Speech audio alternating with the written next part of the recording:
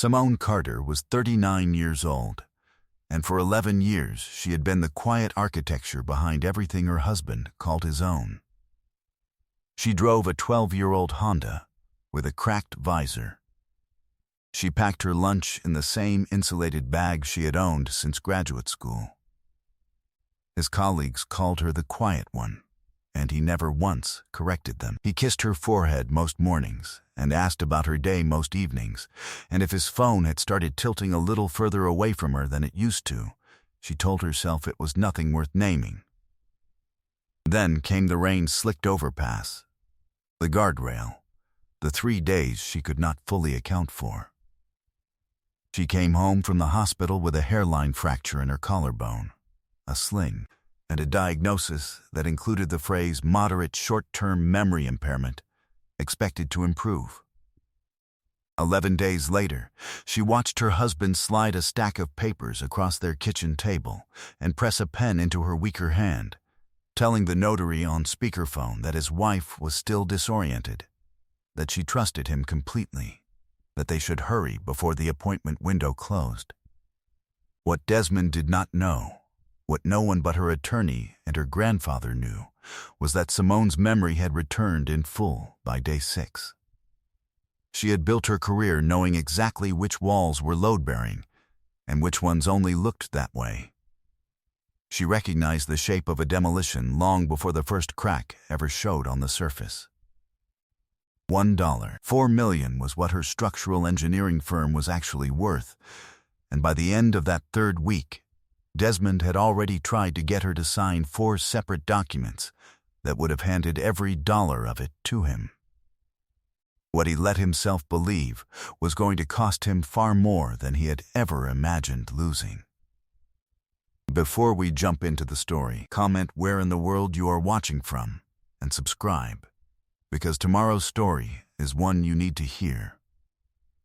6 months earlier, mornings in the Carter household had a particular rhythm. The coffee maker finished its cycle at exactly 6:15, and Simone was already at the table with her laptop open, checking load calculations for a downtown parking structure before most of Charlotte had finished waking up.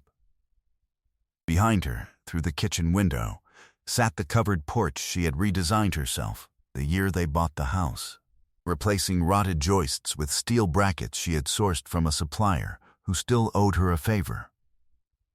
Her father, gone 9 years now, used to tell her, "A structure is only as honest as the parts nobody sees." She had built her entire adult life around that sentence, and she had never once needed to explain it to anyone who mattered. Desmond kissed her cheek most mornings on his way out the door, asked about her presentations, complimented her blouse before he left. He was, by every visible measure, a good husband, the kind other women complimented her on at church functions and neighborhood cookouts. He had also, in recent months, started keeping his phone face down on every surface it touched, a habit she noted the way she noted hairline cracks in poured concrete, quietly, without comment, filed away for later. Only her attorney and her accountant knew that the modest paycheck she brought home from the firm was a fraction of what she actually earned as its majority owner, a fact she had never seen much reason to advertise at dinner parties. She had learned that early. People treated a woman differently once they knew the true size of what she'd built, and Simone had never wanted to be treated differently by the man she went home to every night. At the office, junior engineers came to her door more often than they went to the men whose names actually hung on the building directory, because everyone on staff had learned, over 9 years, that Simone Carter's calculations never needed to be checked twice. She kept a single-framed photograph on her desk, her father in a hard hat outside the first building he'd ever supervised, and she touched the frame every morning before opening her laptop, a small private ritual nobody at the office had ever asked her to explain. They had met 11 years earlier at a ribbon cutting for a community center her firm had engineered at cost. Desmond had been the one asking questions about how she'd solved a drainage problem nobody else could fix, and she remembered thinking that most men wanted to know if a building looked good, not why it managed to stand up at all. He had been warm then, genuinely curious. Unhurried, he used to bring her coffee before she asked for it, and he used to sit quietly beside her while she worked, instead of filling the silence with noise. That version of him was the reason she had said yes twice, once to a second date, and once, 2 years later, to a ring in a restaurant she had chosen because the ceiling trusses were interesting to look at. 3 years earlier, after a string of package thefts on their street, Simone had installed a small doorbell camera above the front entrance. More out of engineering habit than any real worry, she liked systems that recorded what happened when nobody was looking. Desmond had barely registered the camera existed once the installation was finished. It never once occurred to him, in all the months that followed, that a woman who forgot to renew her own gym membership was still meticulous about renewing a cloud storage subscription for footage she rarely thought to check. Then, on a Tuesday in March, a woman named Bianca called Desmond's phone while it sat face up on the counter for once. And Simone watched the name flash across the screen for exactly 2 seconds before he snatched it up and carried it into the garage, voice already dropping low before the door swung shut behind him. She said nothing. She was an engineer. She had learned long ago that you did not tear open a wall to confirm a crack. You documented it, watched it, and waited to see whether it spread. Over the following weeks, she noticed other things, small and easily explained away individually. A receipt for a dinner he said he'd skipped. A gym membership renewed at a location nowhere near his gym. A Sunday afternoon he claimed was spent golfing while his golf bag sat untouched in the garage exactly where she'd left it Friday. 3 weeks after the phone call, on a Thursday night thick with rain, Desmond called to say he would be late again, and Simone drove home from a client dinner, replaying the sound of Bianca's name instead of watching the road as closely as she should have. The truck coming the other way hydroplaned around the curve near Providence Road and gave her exactly 1 second to react. She remembered the guardrail. She remembered the airbag deploying white and sudden. She did not remember the next 3 days. When she surfaced fully in a hospital bed with her collarbone wrapped and her head throbbing in a slow, steady rhythm, Desmond was already there, holding her hand for the benefit of a rotating cast of nurses, telling each of them in a voice soft with concern that his wife might not remember much yet, that the doctors said it could take weeks, that he would handle everything so she didn't have to worry. Her hands didn't shake. Her face remained perfectly calm. By the 4th day, her memory of the accident itself was still patchy. But everything before it, every name, every date, every hairline crack she had been quietly documenting for months, had come back whole and sharp. The doctor noted gradual improvement expected on her chart. Desmond noted something else entirely on his face, something that looked, for the briefest second, like relief that had nothing to do with her recovery. She simply did not correct anyone who assumed otherwise. 11 days after the crash, home and resting on the living room sofa, she watched through half-closed eyes as Desmond sat at the kitchen table, practicing her signature on a legal pad, comparing it against an old grocery list with her handwriting on it, erasing and starting again until the loops matched closely enough to satisfy him. She was watching. She said nothing, adjusted the pillow beneath her shoulder, and let her eyes drift shut again, as though the effort had exhausted her. 2 days after that, she heard him on the phone in the garage, voice pitched low, saying that she doesn't remember details right now. We just need power of attorney signed while she's still confused, before her memory catches all the way up. She recognized the second voice answering him through the thin garage door. It was Bianca's, warm and familiar in a way that told Simone this was not a new arrangement they were building. It was an old one they were finally executing. That night, once the house had gone quiet, Simone opened her banking app on the phone.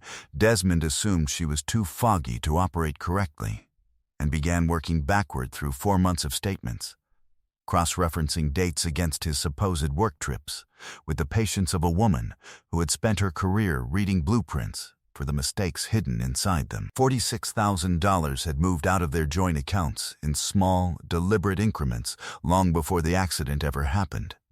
Transfers to an account she didn't recognize, timed always for days he claimed to be traveling for work.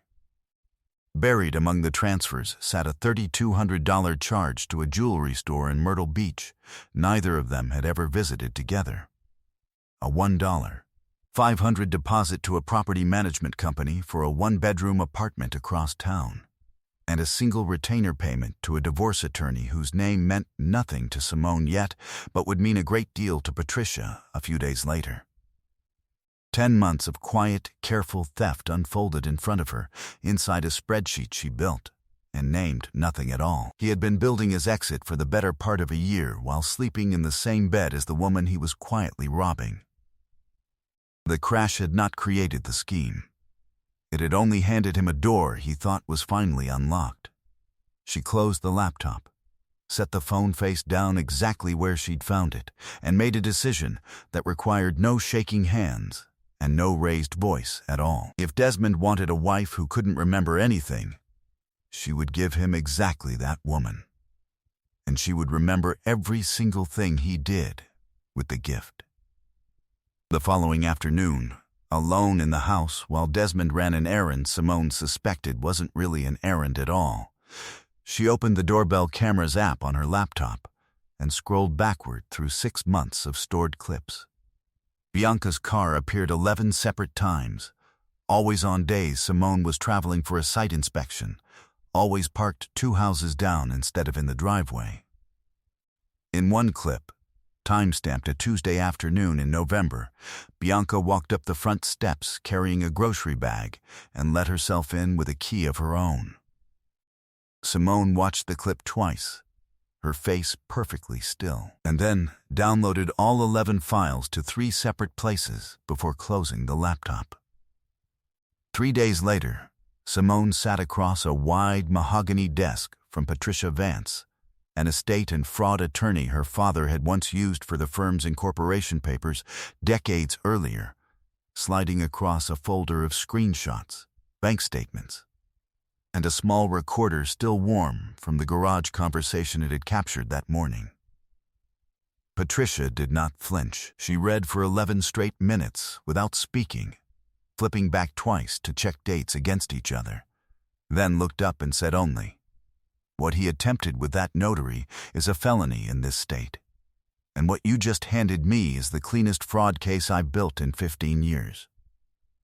She explained, in the calm clinical language Simone had come to trust, exactly what undue influence meant under state law, exactly why a documented pattern of deception before any diagnosed impairment would matter enormously to a judge, and exactly what Simone needed to keep doing in the meantime. Keep documenting. Keep performing. Say nothing that wasn't true, and let him fill in every gap himself. It was the first sentence since the accident that made Simone feel like she was standing on solid ground again. Her grandfather Eli, 83 and sharp as ever from the recliner in his converted sunroom, listened to the whole account without interrupting once. His hands folded the way they always were, when he was thinking rather than reacting. Then he told her something she hadn't known. Desmond's older brother had tried something almost identical with his own first wife, years before Simone had ever entered the family. A car accident, a convenient diagnosis, a stack of documents signed in a hospital room while a girlfriend waited 2 counties over. The wife had been too embarrassed to press charges and had simply disappeared from family gatherings after the divorce, and nobody had spoken of it since. "Some men don't invent the blueprint," her grandfather said, setting down his coffee cup with a precision that matched her own. "They just inherit it and wait for their turn to build. You caught the plans before the concrete set. Most women don't get that chance." A private investigator Patricia trusted spent the following 2 weeks tracing Bianca's financial history and surfaced a pattern that read like something pulled directly from a forensic accountant's case file. 2 prior relationships that had ended in sudden, unexplained transfers of jointly titled property. A bankruptcy filed and later quietly dismissed under a maiden name, and a forged notarization from 6 years earlier connected to a different man's timeshare that had never been formally investigated by anyone. None of it was proof of what was happening to Simone directly. All of it was proof of exactly the kind of pattern a jury, a judge, or a state licensing board would recognize instantly once shown side by side.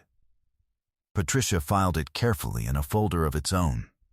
Preparation, she reminded Simone more than once, was the entire job. Everything else was theater. At home, Simone kept cooking dinner. She kept asking Desmond about his day, kept laughing softly at the same jokes, kept letting him narrate her own schedule back to her as though she needed the reminder.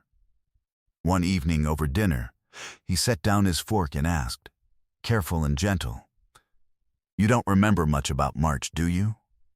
The stuff with work, with travel?" Simone shook her head slowly, the same soft confusion she had perfected since the hospital. "Not really," she said. "Should I?" He told her no, that it didn't matter, that he had it handled.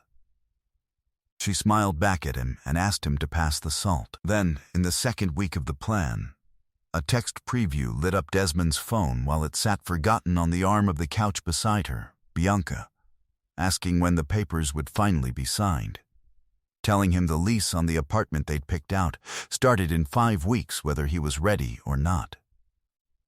Simone read it upside down without moving a single muscle in her face, filed the date away, and mentioned to Patricia the next morning that whatever timeline they'd been building toward needed to move faster. Patricia didn't hesitate. She had already drafted contingency paperwork for exactly this possibility, she said, because men in a hurry made mistakes that men who waited never did. 2 days later, Desmond told Simone, gently, that the accountant wanted everything finalized within the week instead of the month he'd first mentioned. She only nodded and told him she trusted his timeline completely, the same as she trusted everything else about him. 3 days passed. Then, a week. Each night she moved with the same deliberate calm that had always defined her, and each night she added one more page to a folder on her laptop that she had named, simply, Desmond. Some things you don't say out loud, even to the people helping you. She said almost nothing that whole month. She only watched and waited and let the folder grow.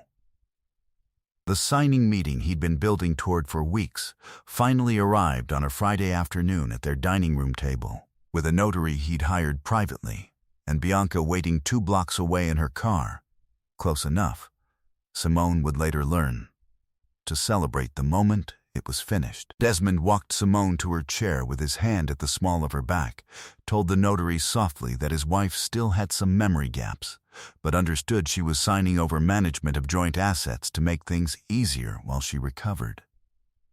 He set the pen in front of her, the same pen he'd practiced with weeks earlier, and for one long second the whole house was silent, except for the sound of the clock in the hallway.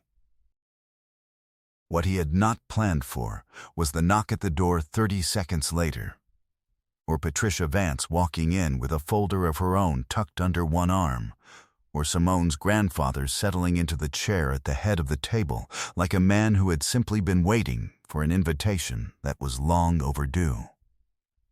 Patricia laid the documents out one at a time, unhurried, naming each one as she went. The $46, $000 in pre-accident transfers, the practiced signature on the legal pad, the recorded conversation from the garage with Bianca's voice on the other end, the notary's own license number now flagged with the state board pending review, and finally, 11 clips of doorbell footage time-stamped across 6 months. Each one showing Bianca letting herself into the house with a key Desmond had cut for her without ever mentioning it. Desmond's expression moved from confusion to irritation to something closer to genuine fear as each page landed on the table in front of him. And he did not interrupt, because there was nothing left in the room that was still confused enough to interrupt him. He looked at Simone the way a man looks at a wall he's just discovered was load-bearing after all, and understood, one page at a time, exactly how much of the house he'd been planning to take apart was still standing entirely because she had let him believe otherwise. Someone had to say it plainly, so Simone did. She was not a woman recovering from a head injury who needed her husband to manage her affairs. She was the majority owner of a structural engineering firm worth $1. $4 million, a fact protected inside a trust her father had built for her a decade before Desmond ever proposed. A fact Desmond had never once thought to ask about in 11 years of marriage, because he had never needed to see past what was convenient. Her memory, she told him, had returned in full by day 6. Every conversation since had been observed, recorded, and understood exactly as it was intended. What he had mistaken for confusion had simply been patience, and patience, in her line of work, was never the same thing as weakness.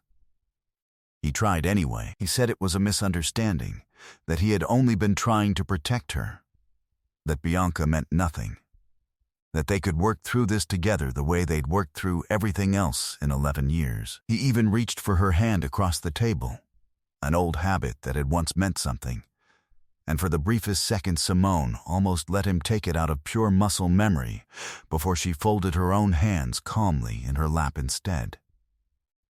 Her grandfather set his coffee cup down on the table with a small, final sound and said, "Son, you've had 11 years to learn who this family is, and you spent every one of them betting we wouldn't notice."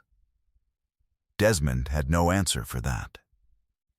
The notary, already reaching for her phone to call her own attorney, quietly began gathering her things. Simone gathered the folder she had built with her own steady hands and stood, and before she walked out, she gave him the only sentence he was owed. "You had 11 years to see who I was. You chose to see what was convenient instead. That choice belongs to you now." She did not raise her voice. She did not look back. The room stayed quiet behind her, full of paperwork that mapped, in exact and legible detail, the precise shape of his own undoing. 14 months later, Simone stood on a new back porch she had designed board by board, coffee cooling in her hand while the morning light caught the dew on a lawn she had resodded herself the previous spring. Cornerstone Structural, the firm she had quietly controlled for years, had just closed a $2.3 million contract to reinforce 3 aging bridges outside Raleigh, and she had begun mentoring 2 young engineers from her old university program, both women who reminded her a little of who she used to be before she learned to keep so much of herself hidden in plain sight.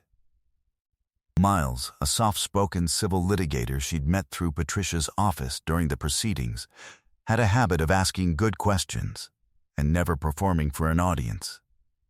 And he had become, quietly and without ceremony, a permanent and welcome part of her mornings. He had never once asked to see her financial statements, and she had come to understand that the not asking was its own kind of answer. Desmond, she heard through people who still crossed paths with his family, had lost his mortgage brokerage license entirely after the State Fraud Board finished its review of the notary complaint, and had taken a job managing inventory at a warehouse 2 counties over. Bianca had relocated to another state altogether, working retail under a different last name, the pattern the private investigator uncovered finally catching up with her in ways that had nothing to do with Simone at all. Desmond's mother, who had once hosted every holiday at her own table without fail, had not spoken to her son since the week the case became public knowledge among people who mattered to her. The notary lost her commission entirely. The divorce, once Patricia finished with the paperwork, left Desmond with almost nothing that hadn't already been protected inside a trust he'd never known existed. Simone heard all of it the way she heard weather reports for cities she no longer lived in, noted, filed, and released, without a single ounce of satisfaction wasted on a man who had already cost her enough of her own time. She pressed a new row of seedlings into the soil along the porch steps that same morning, the same unhurried motion her father had once used in his own garden decades before, and thought, not for the first time, that some things were only worth the patience it took to build them correctly the first time. She had built a firm. She had built a case, page by careful page. She had built, eventually, a life with walls she trusted completely, load-bearing all the way through, with nothing left standing on convenience. She was free. She was solvent. She was, for the first time in longer than she could remember, entirely and permanently unbothered. The walls around her, every single one of them, were exactly what they appeared to be. I hope you enjoyed that one. Be sure to like the video and subscribe so you don't miss the next story. I've picked out 2 more for you that I think you'll really like.